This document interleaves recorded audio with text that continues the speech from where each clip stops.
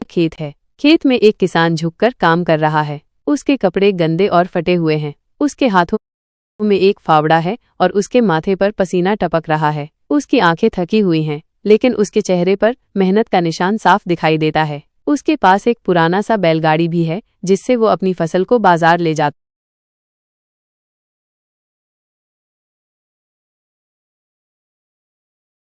एक गरीब किसान की कहानी।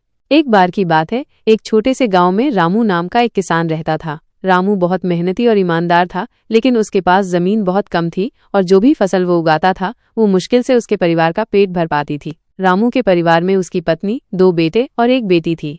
हर सुबह रामू सूर्योदय से पहले उठ जाता था और अपने खेत में काम करने चला जाता था। वह दिन भर खेत में जुताई करता, बीज बोता और खरपतवार निकालता रहता था। लेकिन प्रकृति कभी उसके साथ नहीं होती थी। कभी सूखा पड़ जाता तो कभी ओलावृष्टि हो जाती।